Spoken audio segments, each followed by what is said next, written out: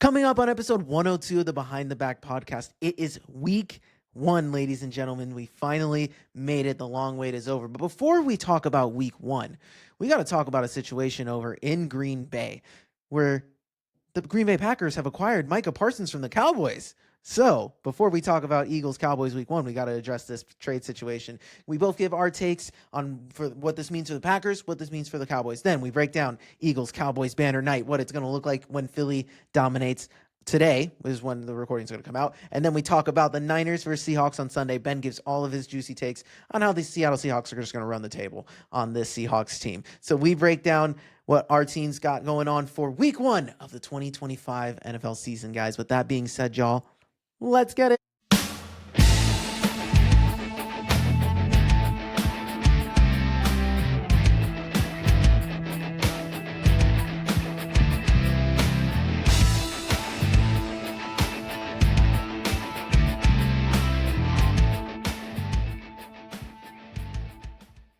All right. Welcome back to another episode of the Behind the Back podcast. We are your hosts. I'm Marcos Conan Negron, and beside me here, as always, is Ben the Jet Rets. Ben, it's week one. We're finally here. We got football that actually matters. How you feeling? I'm good, man.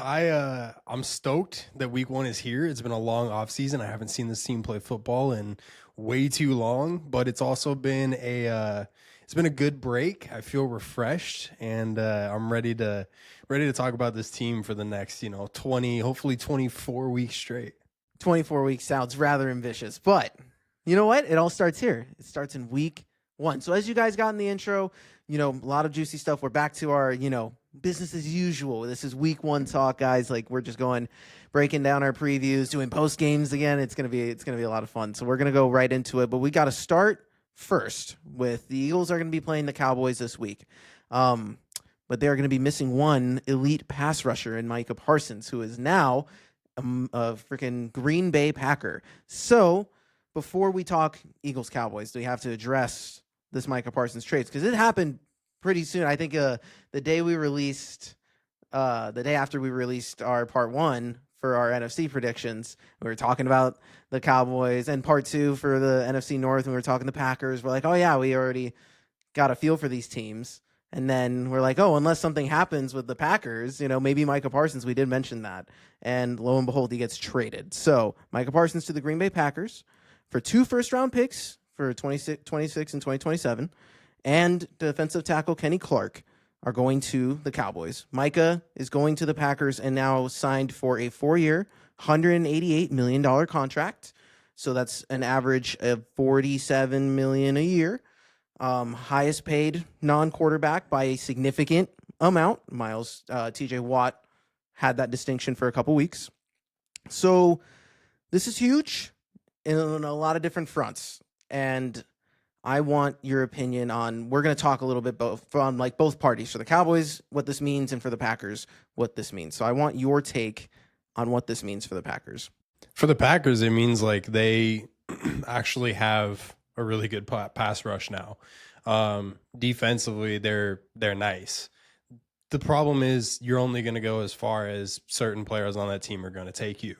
One thing for sure that I'm a little nervous about is the whole Micah Parsons back thing that he's got going on. It's my understanding that he's been needing injections. He's gotten at least one injection here. And they're talking about him needing an injection essentially every week, so that he can keep playing. That doesn't sound like something you really want to start your season off with.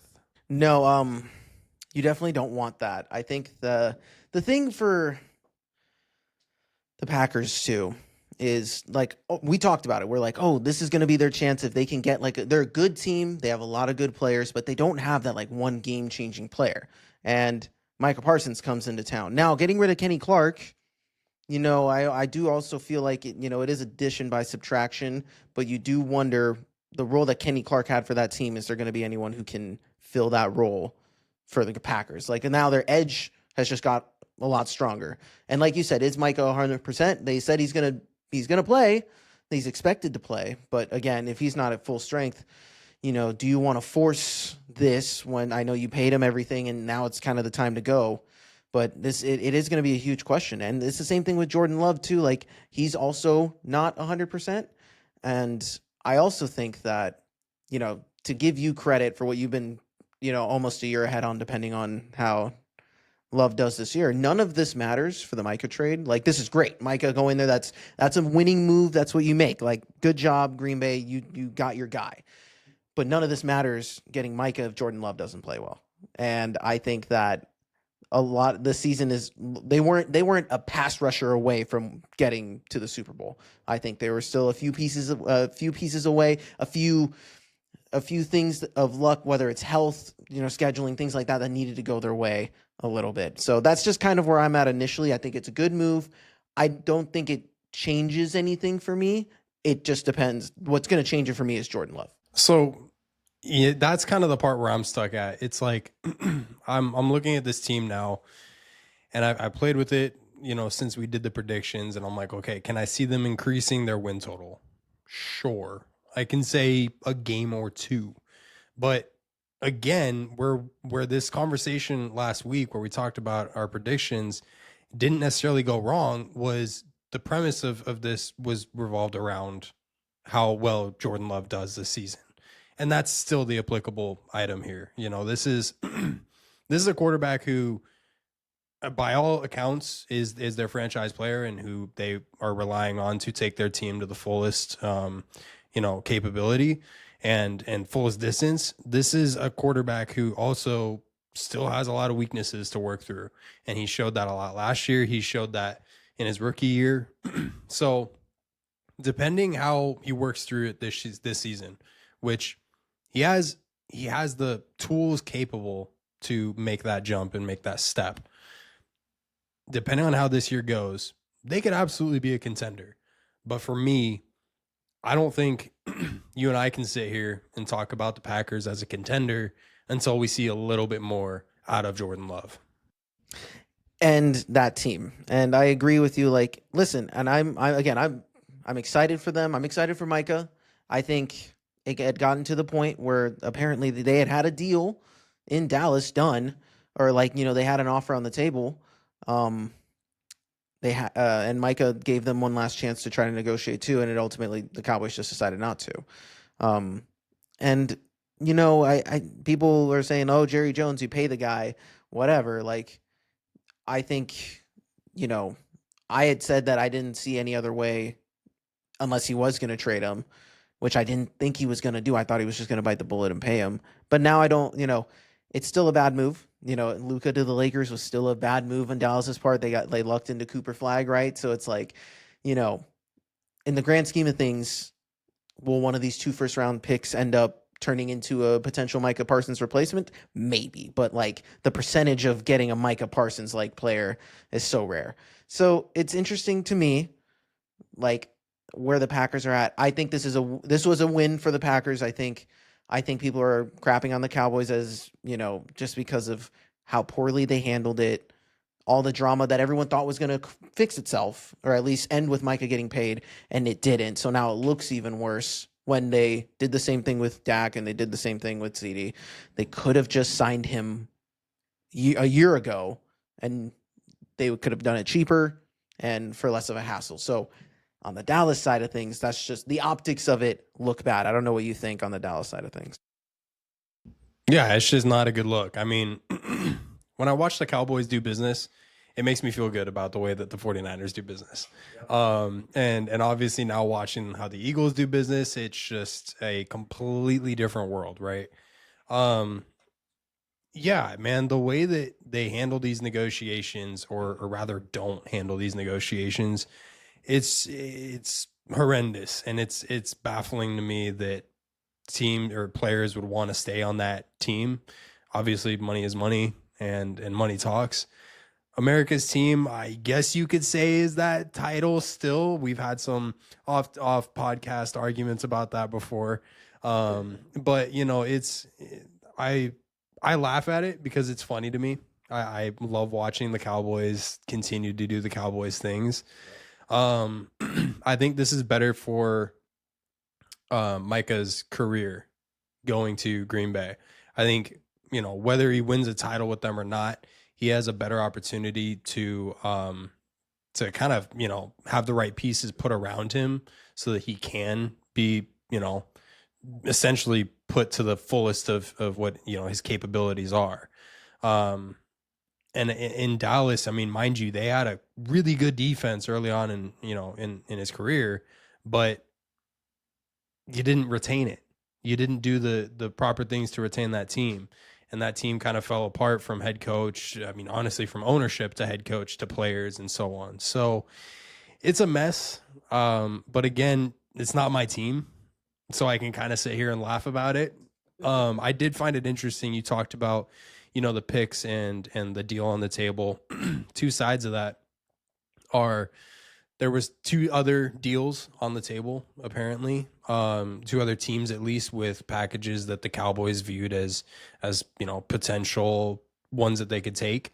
And none of them were inside the division, which I found interesting because I thought maybe the Eagles might make a run at him, maybe. But the Cowboys had no intent of trading inside their division, which rightfully so. You never should. And then the picks that they got in return. You talk about how you could potentially find a Micah Parsons style player, but the problem is with those first round picks, this team is going to be looking to contend for the next 4 years. So how much do these picks really matter if they're going to be picks, 25 to 32? I think in that realm, I do think the late first round picks don't seem valuable now until you get to draft day. And I think that if the Cowboys end up with a top 10 pick of their own naturally and still end up with the Packers, let's say the Packers, they go deep and they're pick 26, 27. That pick will be a hot commodity towards the end of the round, and so it'll give them a little bit more maneuverability. Now, will they be able to package, those two first rounders in an attempt to maybe go as far, to move up a few spots if they're that close to the number one pick? It depends on who they're looking for, all that fun stuff. But I agree, this is the kind of trade that in the short term Dallas is going to lose, but we have no idea what those picks will turn out to be. So this is a to be continued type of trade. And I ultimately think that, again, I am interested to see the impact that Micah has on this defense. I think it's going to, the Packers are going to pop. I think he's going to generate pressure, and it's going to make their, Xavier McKinney look a lot better. I don't trust their corners, but they're a good defense overall, and Micah will help them be better. And for Dallas, I mean, their EPA says it for themselves, where they were one of the best teams in the NFL when he's on the field, and when he's off the field, they're one of the worst teams in the NFL. And I think that, roster-wise, they still have guys, but collectively, the Cowboys are, they're hurt. They got guys coming back from injury. We'll talk about it in a second. But in terms of just Micah Parsons in general, I view it now as if this happened a week ago and it was a trade or whatever, I think I would have been crapping on Dallas harder. It's funny always to see them suffer they're the division. The NFC got stronger, and I do think that, in the grand scheme of things, yeah, my division is now much weaker than what it was. And the way they've been handling things is just not surprising anymore at this point. So that's kind of where I'm at on the trade. I think it's a win.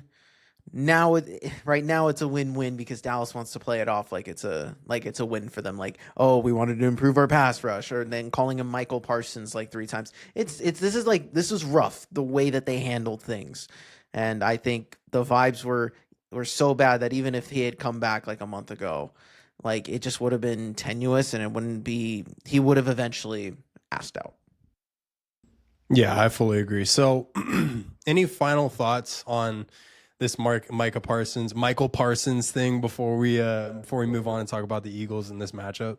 No, I think that this was a good move for the Packers. I mean, exciting times for them. They needed a big name, and I think this is, you take a swing. You have this window right now where you believe that Jordan Love can be that guy to get you there, and you add a guy on the other side of the ball who can, is another star player that can hold that side of the ball accountable, and it's not all on Jordan Love. But again, like we mentioned, and I think that will be the point is none of this matters if Jordan Love sucks, because Micah Parsons, every year that he's healthy, he produces. So that's not the worry. That's the constant. It's Jordan Love. So now it's his chance to take that next step. So we'll see if they do that. So let's talk about game number 1 of the 2025 NFL season. Banner night in Philadelphia. Apparently, everyone in the world knows it's Banner night except for the Eagles and Nick Sirianni. Is what he said. Oh, I didn't know it was Banner night. Yeah, right. It's okay. It's okay because the Eagles will be corny. That's what got us here in the first place. I'm hyped. I'm hyped for game number 1. Banner night's gonna be really cool. Obviously, the last one was rough in the sense of like it was a super rainy night. It was gross. The vibes around it actually weren't that great either, with all the Carson, Nick Foles drama. This time around, the Eagles players, according to Nick Sirianni, won't be out there for the banner drop, which isn't unusual. That they're not the only team to be doing that. So I think in a way it's going to be cool when they come out of the tunnel. The banner's already down. The crowd's going to be really ramped up for them, and they do the intro. So I'm really excited, and I was already excited and confident when they had Micah Parsons potentially on the lineup. I don't want to, it's rivalry week, so I'll say, screw Dallas. I think they suck, and I think that we should beat the crap out of them, given all the vibes, everything. I think the Cowboys are going to try and swing it like hey, Micah's great and all, but we're going to be just fine without him. Now our vibes are good now. We don't have to focus on a podcast every week and all this stuff. Like, we can just play football. And then Saquon's going to run for like 150 yards on them, right? So this is where this matchup is more, it can become an issue for the Eagles if they can get complacent. I don't think they will, but if you asked me, how can the Cowboys sneak this one out? Let's talk about Cowboys. Let's go negative here. How can the Cowboys pull this off? What hasn't changed is their offense. Their O-line is battered. They're getting guys coming back. Tyler Guyton was back. He was out all preseason, and he's a second-year guy who didn't have that many reps. So it's going to be interesting to see him. They got the rookie Tyler Booker. We'll see how he plays. They have some changes there. So their O-line's but they still have Dak, George Pickens, CeeDee Lamb, Jake Ferguson. That's going to be what makes them go. And I think it's going to be those 4 guys versus the Eagles defense that's going to make the difference in this game. The Eagles defense has a lot of turnover, going to have a lot of new faces in a lot of new places. So will Dak and that offense be able to kind of take advantage of that early while the Eagles kind of figure things out? Because I do think with that offense with Dak, I think they're going to have a feeling out period. So that's kind of that's where I will start with this conversation. I think the matchup to look out for is going to be the Cowboys offense versus that Eagles defense just right out of the gate. That'll be the tone in the game, because the offense, I think it's going to take its time, but I'll save that for a second. What do you think? Do you think that would be the matchup to look out for? Or is there another matchup you're looking out for in this one? It's actually on the defensive side, and I know we're going to talk about that in a second here, but it's the same. Did I say defensive? I meant offensive. So it's on the offensive side. It's the same thing. It's the fact that like AJ's been out for over a month. You're getting him back now for week 1. Cool, but he hasn't had a lot of run time in the preseason. Hardly any. I mean, he didn't play a single snap in the preseason, but training camp, sure. I'm a little worried about the amount of time that these starters have spent together. Mind you, they've played now multiple seasons together. They know how they roll, so on and so forth. It's just there's growing pains. There always is when you're coming out of an off season. We saw it early on last season with the Eagles, and I know we've talked about that, where they had to shake off a little bit of rust because Nick Sirianni, due to past issues with preseason games and my defensive coordinator, he does not opt to play his starters in the preseason. And because of that, you don't get the runtime. And then you're shaking off rust, as are similar teams with similar mindsets, a la Bengals, for instance. You shake off all that rust for the first game or maybe first few weeks. Those are the things I'm looking out for. And like defensively, I trust this Eagles team. I trust this Eagles team at pretty much any stretch, and a lot of it's to do with Vic Fangio. I think Vic is more than capable of dialing up whatever scheme needed to beat whatever team. We talked about hiding the weaknesses that that this Eagles team might have, and I think Fangio's got everything going to do so. So that for me is why I'm not super worried. And I get it, like the Dak, CD, Ferguson show, like cool, I get it. But for me, it's that runtime on offense. Obviously, the Cowboys defense didn't get better by trading Micah, right? But they've still got pieces to make some disruptive plays and to make things a little bit messy. And I think for me, the biggest thing you don't want to see in this game is a messy game, because that will favor the Cowboys. I think the difference we're going to notice now with the Eagles, and I think we're starting to notice with them as an organization since Sirianni's been there, is how prepared and efficient they are. That's kind of been their mantra now, is like, hey, limit mistakes, not just turnovers, limit penalties, limit the things we can control. And I think with the Cowboys, there's an aspect of new head coach. You got a new offensive coordinator and defensive coordinator. I mean, Matt Eberflus was the head coach of the Packers, but that was a disaster. But him being a defensive coordinator, that's where he operated from and was successful at. So, but there's a lot of moving parts there too. And I think I'm not worried about this offense in the sense of, in terms of runtime. Preseason now, like we had talked about, has kind of turned into a formality for the starters, and they don't see the preseason ever. And I think they really treat the months of September like the preseason. And I think last year I was having a hard time, kind of accepting that because of the talent and the roster that it really was. And they were still spending the first 4 weeks while everyone was killing them and stuff, myself included, figuring things out. And I think that there is going to be an element of that this year where I'm going to give, and it might be, maybe they're 1-3 and I'm not panicking, and maybe I will be, right? Maybe I should be. But there's an element of benefit of the doubt with this team where they are talented enough, and so long as the guys on the roster stay healthy, which is obviously a question every single time, right? But if they stay healthy, they can compete with anybody in any given week. And I still think there's elements to this team to figure out. And when we talk about the defensive weaknesses, you got Adoree Jackson. It looks like he's going to be starting at the cornerback too. I wanted it to be Keely Ringo in the summer. I was wrong about that. It just didn't play out that way. And there's been rumors that Fangio likes Jacorian Bennett, but wants to see a little bit more before throwing him into CB2. But he also came out and said there may be a situation where Jacorian gets those CB2s, some starts. So it's not that position is not going to be set in stone for the year. And Sidney Brown's going to start at the safety position, but Andrew Makuba is healthy. He was a full participant in practice yesterday. And he's definitely in line to get snaps. I think that had he not got hurt last week with his hammy, he'd be starting. So things are looking up for him and Jihad. Everyone's looking good. Landon Dickerson with the meniscus injury, that we're touching base on that. He's been a full participant off of that.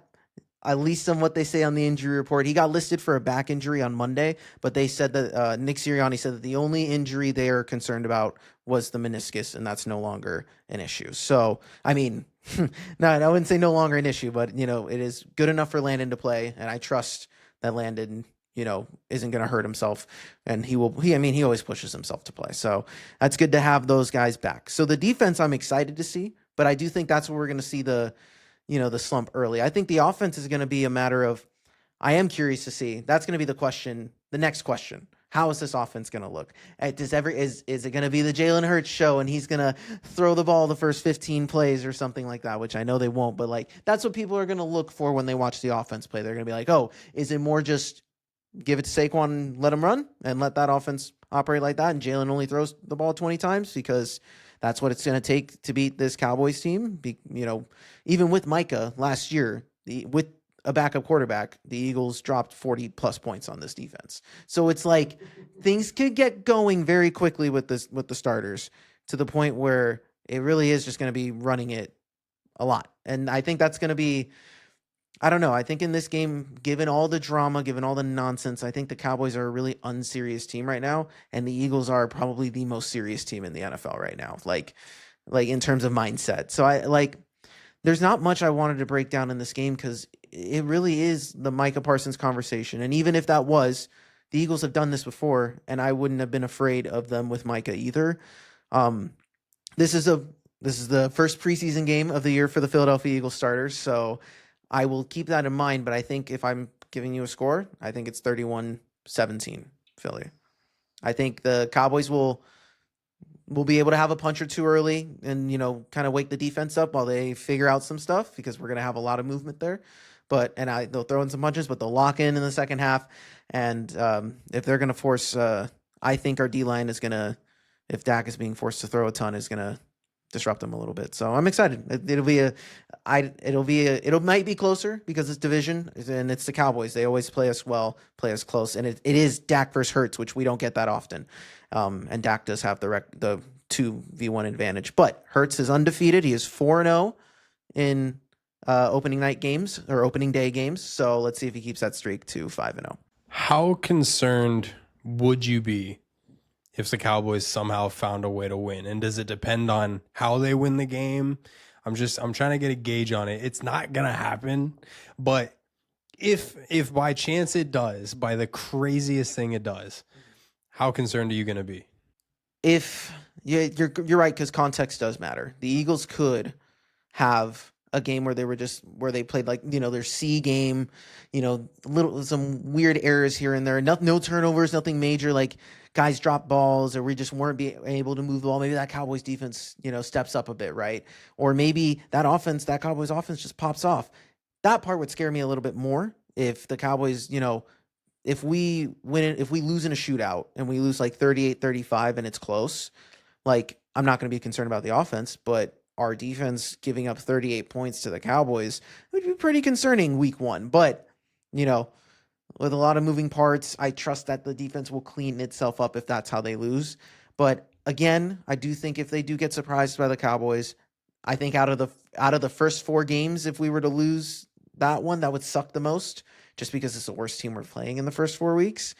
And to take that momentum going into to the Chiefs Stadium, that would not be fun in week 2. So that's the thing too. It's like, the Eagles do need, we talked about it. The Eagles need to start off hot. They, if they want to really make a run at this thing, like, yeah, I'd be okay if they're 2-2, 1-3. Like, still be confident. But, if we're out here 3-1, 4-0, I'm feeling really good about how it starts. So it does start in Dallas, and I think I think the Eagles are just too locked in to lose. But it's the NFL. Anything can happen, and anybody can get complacent. So I think that this is going to be a great test to see, because I think defensively this is going to be a great test for the Eagles, because that Cowboys offense is better than most of the bottom feeders. So it's not like, at least from the defensive side of things, you get a legitimate test right out of the gate with some of the placements. So Fangio can really mess around against a solid offense that likes to throw the ball a lot. So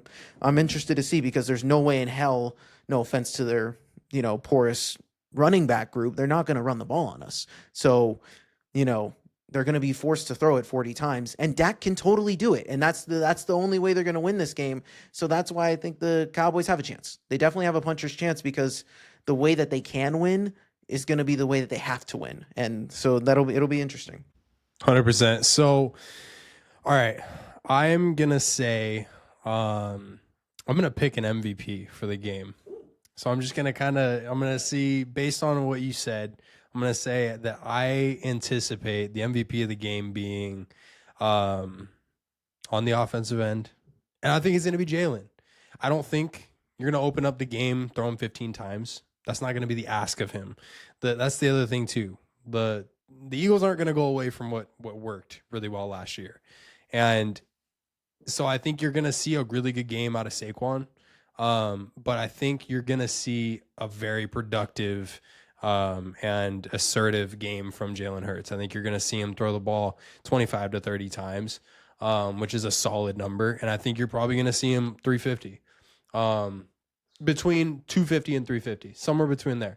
I think Jalen, all I've been hearing from the Eagles camp, Marcos, is that Jalen is on another level of confidence right now. There has been a weight lifted off of his shoulders. He's holding himself to a certain, level that right now players around him, teammates, coaches, they haven't seen him like this before. So there's a big part of me that feels like this man finally feels comfortable with the team that he's on, with the guys that he's got around him, with the coordinator that he has for the 19,000th time. I think he feels dialed, and I think he feels ready. And against a team like Dallas, who you see multiple times throughout your career when you're, inside the division, he knows how to play this team.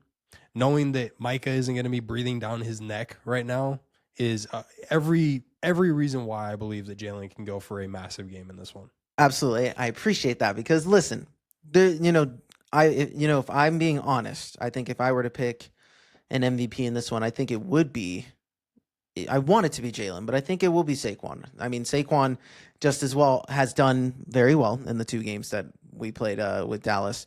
And especially now without Micah, they can just attack. Not that Micah is this excellent run defender, but Micah wasn't a bad run defender either. So I'm not going to, I don't want to, but who knows what Kenny Clark's going to do? Maybe that changes for them. The Cowboys have been in search of that kind of complementary piece on the interior to go with the guys that they had on the outside. So now it's going to be do they trust their rookies? Donovan Ezraku, is he going to flash? Marshawn Nealand had some moments for them. So now they're really going to ask some of these young guys to step up. Who knows? I'm interested to see what that does for them. But they don't have depth. So the Eagles really can take their time in just attacking, just whittling away drives. And they're by the second, even if the first half doesn't go the way we want, we're going to be a second half team that just wears you guys down. So I think the Cowboys, it's weird as I've gotten, I've switched on which teams, in terms of my hatred in my own division, it kind of goes off of which teams I think are the most fraudulent in terms of how it was. The Cowboys were my number one, right? I think the past 5 or 6 years, it was always the Cowboys. And then the 5 or 6 years before that, when the Manning Giants, hated them. And now it's the Commanders are starting to take that next step here, right? So for the Cowboys, I'm in this state of I'm curious to see what you can do. I don't know what you can do now that you're here. I no longer worry about you the way I used to. So now you are more of an afterthought. So that's where I'm at with the Cowboys. I love that. So I'm just going to give a quick score prediction because you gave 31-17, right? So I'm going to give mine. I'm going to say it's going to be, I think we see a pretty good defensive game from the Eagles. And like I said, I think Jalen's going to have a good game. I think 30 points feels right for the Eagles. And I think, I really do think 10 points for the Cowboys. I might give them 13. I'll say 13. Why not? So I think 30-13 feels about right for this matchup on Banner Night. So yeah, no, we're gonna see. Because I'm sure Brandon Aubrey's gonna get a 70-yard kick in there. So they'll get some points, some weird points somehow. So for all you Eagles fans out there, I want to know how excited you are in the comments for week 1, who's excited for Banner Night, and what you guys think the score is going to be. This is going to come out on Thursday, so, I get to watch football today, and I don't even know what's happening yet. I'm excited, guys. So let's move on over to San Francisco. They're going to Seattle this week. Play your ever so favorite, the Seahawks. A nice division rivalry to start week 1 as well. So take me through what you're looking for in week 1. Let's talk about, the injuries. I want to know who Brock Purdy is going to be throwing to this week. So let me know what's going on.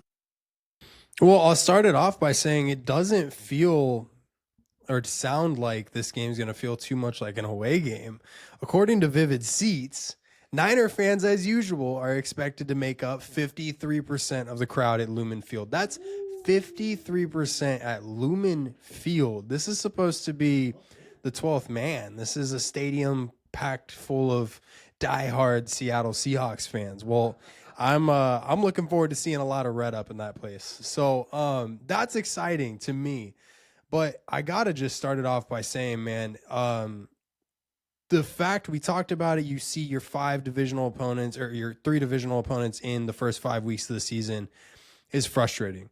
But to start off week 1 against a rival is electric, and I love it.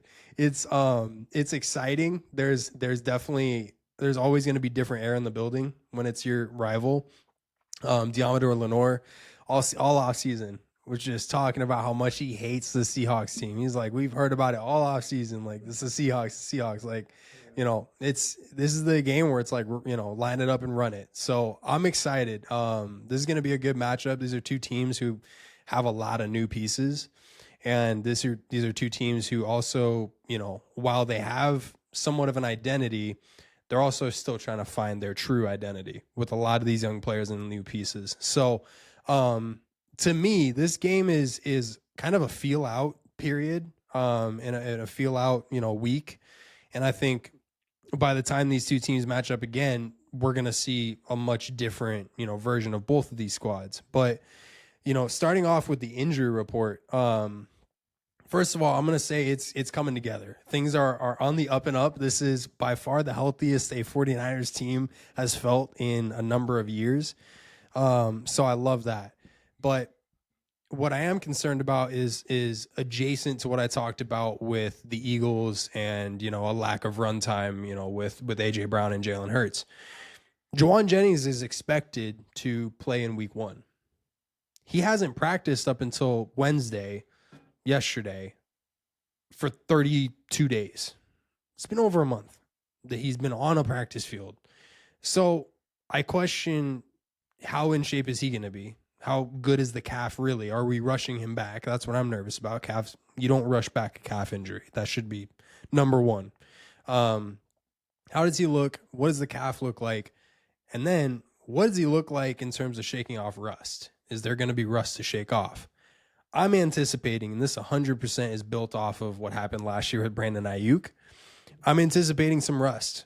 And so I'm going to tell you right now, my guy going into this game in the receiver corp that I'm expecting to make the biggest impact is going to be Ricky Pearsall. And I think he's going to struggle with that Seahawks secondary, specifically with, Devin Witherspoon and Tariq Woolen. Those are two guys who know how to play you, know how to defend, know how to be aggressive and stay up in your grill. They got the straps. So this is going to be a really good opportunity and a learning lesson for Ricky to kind of feel out what it's like to have a wide receiver 1 role, because I truly do that he's going to be the number 1 target this week. As far as that wide receiver room is concerned, though, obviously Juwan Jennings is potentially coming back. He's expected to play. Brandon Ayuk is still out. Demarcus Robinson is on his is on his suspension. Jacob Cowing is out still, and Trey Taylor is also still out. So from a depth perspective, you don't want to see anybody else go down this week, and that's something too to kind of watch out for if anybody takes a hit and what that looks like. But I'm banking on a big game from Ricky Pearsall. I'm banking on a big game from Brock Purdy. Now, this is kind of and I'll get into the keys here in a minute. I'll kind of get your perspective before I jump ahead here. But based on the Juwan Jennings rust, and based on that, one drive that we saw of Brock Purdy and Ricky Pearsall, I mean, you and I watched it in person, right? Based on that drive and based on, kind of everything that's been shaken down, and obviously getting Marquez Valdez-Scantling and moving him up from the practice squad, there are pieces for Purdy to throw to. And those are the guys you expect. And I'm wondering if George Kittle gets involved, how much he gets involved, or is he needed to block on this D-line that can absolutely do some damage to Brock Purdy. What are you expecting from the wide receiver group, or is it a Saquon style game where we have to run on the run, lead on the run? I think with what made this team successful was utilizing McCaffrey to open up the pass game.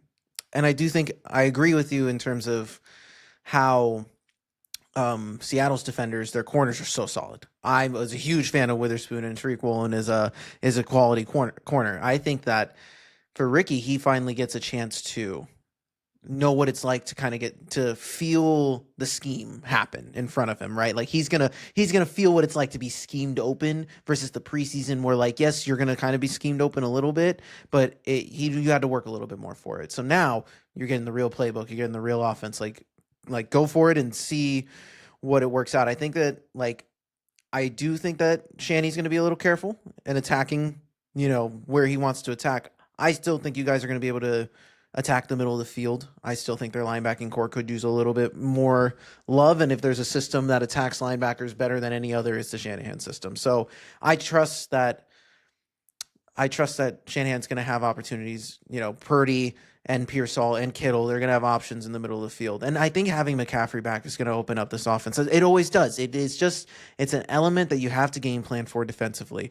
And I want to ask you, just from a McCaffrey perspective, let's say the McCaffrey workload is, 25 plus carries. Let's say that's just what the game calls for. Not even carries. Let's just do touches, right? Like 20 rushes and like he gets 5 catches out the backfield, or, receptions in general.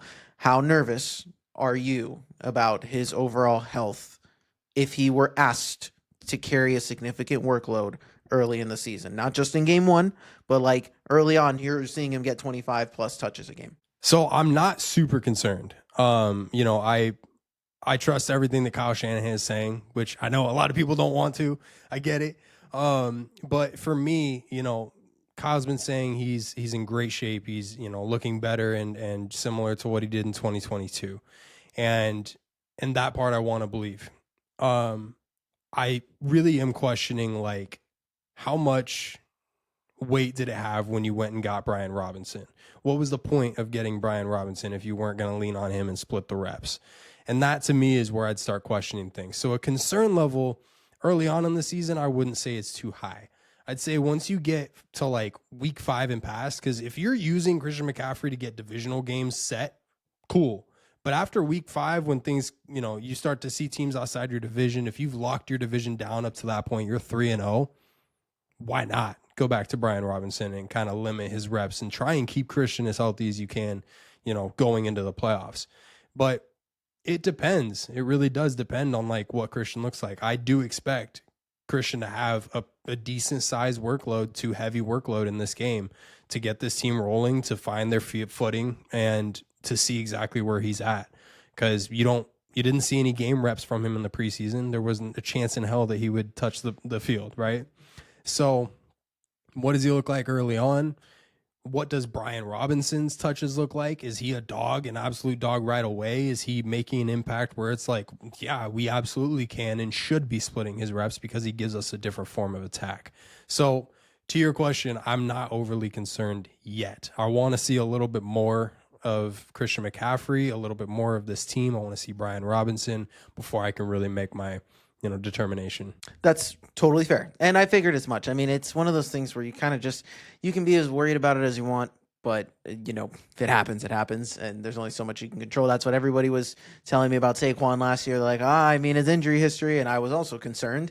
And then it just never happened that year. So, I mean, sometimes it happens, sometimes it doesn't. McCaffrey proved that he can make it a whole season before. So it's not like, this wouldn't be the first time, but this is something to pay attention to. But I do think they're going to focus on trying to start the game using McCaffrey, and I think that's just I don't think that'd be a knock on Purdy. I think that's just how their system is meant to function and operate, and you get the best of the Shanahan system when you can utilize play action and control the tempo. That's all the Niners need to do. So. This defense is going to give them a good challenge, and the O-line is going to be tested early. Let's see how this unit holds up this year, and if they will be able to keep the pocket clean enough for Purdy to be able to capitalize, or if he's just under duress the whole time. Then the questions start up again of where is this offense really? How far can they go against established teams like the Rams, who have an insane defensive front that can cause trouble for you? Those are the games that can be worrisome. And a week 1 matchup against your rival, against a coach who has had success at, even if it wasn't another team, schematically against you, this is going to be a good. I think this is an even matchup, just for where these teams are. Week 1, a lot of uncertainty. But I trust the veterans of the Niners, and I trust that nucleus more than I do the Mike McDonald, team, just because there's just not as much experience, and they made a lot of changes. Like, they made a lot of wholesale changes on the offensive side of the ball. You got a different play caller in Sam Darnold, and you added Cooper Kupp. Like, your weapons aren't exactly the same, and like, they just added Gray's Abel. That's it. The rest of the other guys are returning, and it wasn't a good O-line to begin with. So it'll be interesting. Both teams have their, kinks that they need to work out. But I trust the, experience that the Niners have to get the job done week 1. Agreed. So let me get into the keys to winning for the 49ers and also some of the keys for, or the reasons why the 49ers could lose this game. So let's start with the reasons why they're going to win this game, because they're not going to lose this game. So number one is, and we already talked about it, I'm looking for a big game from running back 1 and 2. I'm looking for that game out of Christian McCaffrey, Brian Robinson. Can you get this team rolling early? Can you establish our footing? And can you open things up for Purdy? That moves on to my second key. I expect a big game from Purdy. Last season in a loss to the Vikings, Brock still outplayed Sam Darnold. So I expect more of the same. I don't expect Sam Darnold to outplay Purdy in a new system with a worse O-line. We talked about this in our predictions last week. I don't believe in Sam Darnold right now. Prove me wrong. And if he does, I'll come on here and I'll tell you that he absolutely proved me wrong. Until that point, I have no reason to believe that he's going to outplay Brock. And that's kind of the other part that leads me to my next and last key to winning. And that's the defense needs to step up and make things difficult for this Seahawks offense. Things are already going to be a little bit not clunky, but there's going to be a feeling out area for this team, for the Seahawks team. If you can, if Rob Saleh dials up a scheme that is anything similar to what he's done in any of the seasons prior to him being a defensive monster, life is going to be difficult for Sam this week because he is a confusing defensive coordinator. His whole job is to confuse a quarterback. He makes him see ghosts out there. And that's something that, like, when we got Rob Saleh back, I was hyped about because you can rush that 4-man at him and confuse him with the different looks. And I think that's something that, we've seen Sam Darnold struggle with before. I think this is absolutely something that he could continue to struggle with. The Seahawks, they are hopeful that they'll be better with the offensive line with the addition of Gray Zabel. They got Abe Lucas, they got Cooper Kupp in the offseason. In addition, they hope a more experienced staff of Clint Kubiak and John Benton can dial up a run game and develop, and excel at those play actions. Because if you can open up the play actions for Sam, you might be able to actually start moving this ball against the 49ers. So we'll see what this looks like. I'm curious to see if all these points kind of hit. As far as the keys to losing, the Mike Macdonald's defensive scheme has always been interesting to me, and it could prove problematic against Christian McCaffrey and Brian Robinson, who didn't get any run time in the preseason. Mike Macdonald's scheme is supposedly resistant to the run game. We saw it when he was with the Ravens, and it was effective. But here, it wasn't so much. And so they're trying to dial that in and figure out if that's something they can achieve the same level of play. Obviously last year not being the best, if that D-line can dial in and force Brock to throw the football, that secondary then is going to be the thing that could wreak havoc for this 49ers offense, this young offense, Ricky Pearsall specifically. If things get difficult on the run game and then the pass game is subpar, you could see some turnovers pretty quickly. So I don't think that the defensive line for the Seattle Seahawks is something to just bat your eyes at. I think this is absolutely a front that can get to your quarterback, that can make a mess of things on the run game. It's something you just can't put to the side and say is nothing.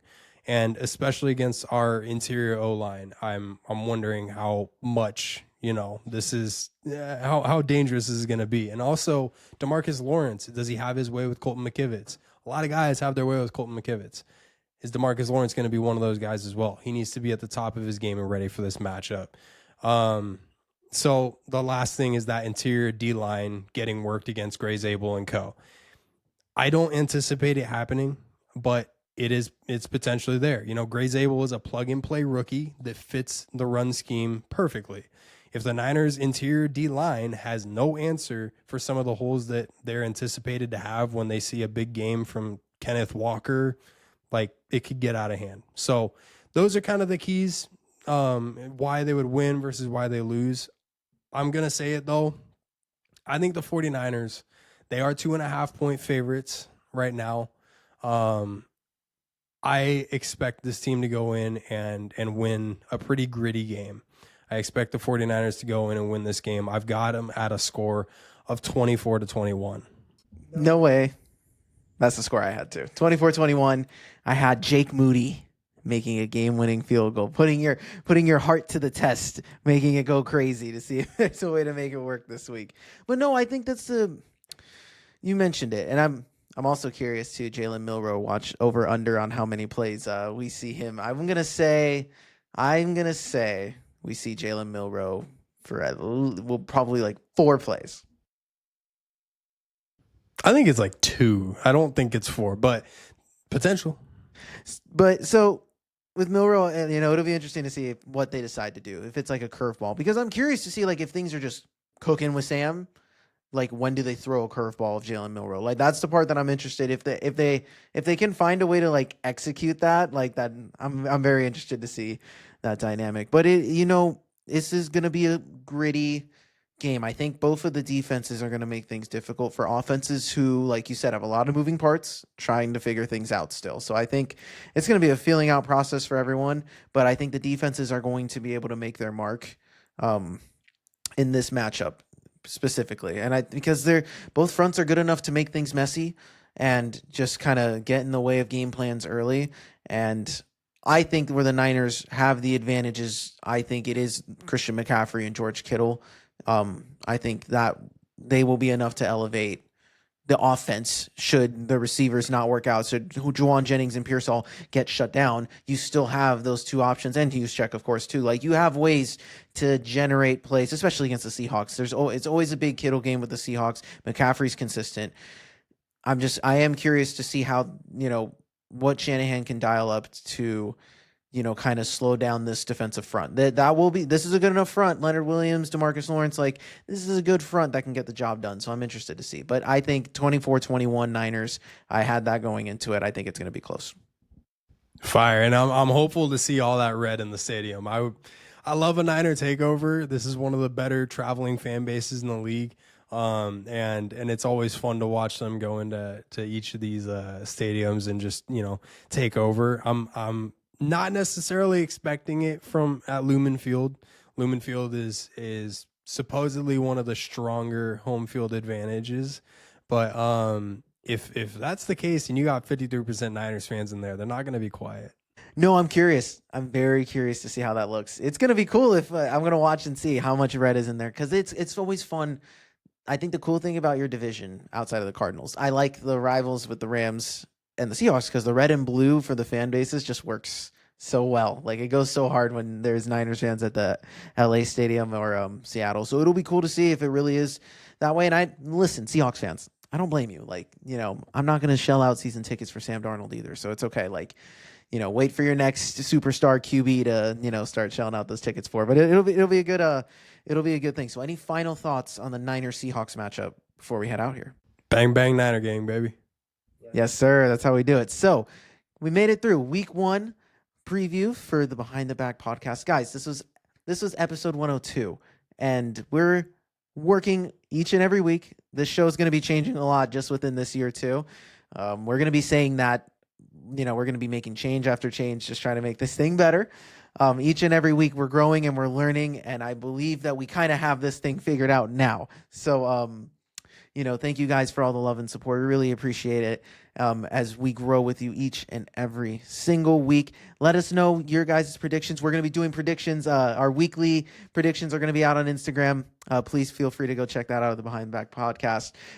Ben took the cake last year. I took the cake year 1. So we'll see who breaks the tie here in year 3. Both of them are really close. So we'll see if Ben can defend his title this year. How are you feeling about that? Do you think you got a pretty good chance this year? It's possible, man.